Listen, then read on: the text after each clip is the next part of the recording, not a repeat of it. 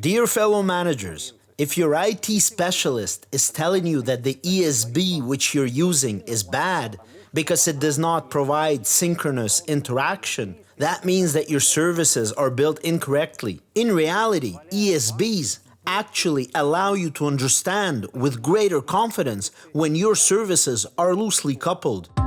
Synchrony, asynchrony, and how do ESBs fit in?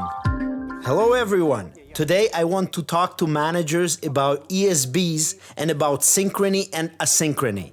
One day at a round table, which unfortunately I did not have time to visit, I just spoke and I left, and I just forgot all about it. But then when collecting feedback, I found out that some of the guys claimed that the problem of the ESB was that it did not provide a synchronous interaction. Dear fellow managers, if your IT specialist is telling you that the ESB which you're using is bad because it does not provide synchronous interaction, and you need this synchronous interaction, that means that your services are built incorrectly. The world is asynchronous. If two services interact synchronously, what does that mean? It means that they start looking just like stuck pancakes. They become a single virtual monolith. They depend on each other. They become tightly coupled.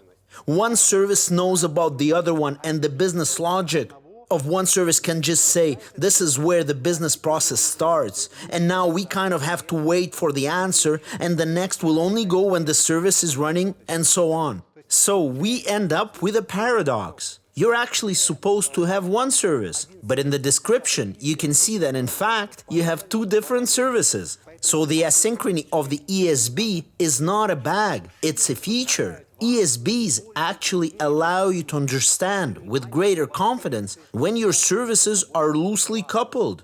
And if your services are loosely coupled, that means that all the business processes inside are stuck together. And if they're not stuck together, then you just have a single monolith, which is being described. If you have two different services, they each have their own complexity. But if they're stuck together, then your whole process becomes very much complicated.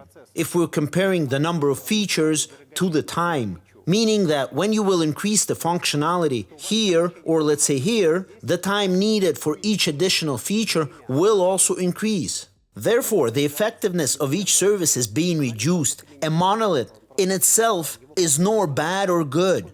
The problem is that there comes a time when it becomes extremely difficult to maintain it. You may have a monolith that you think is properly divided inside, but in fact it's divided incorrectly because as an administrator you have no way to test it without the help of some outside expertise. So that's exactly what ESBs guarantee, an understanding of the fact that the service is truly independent.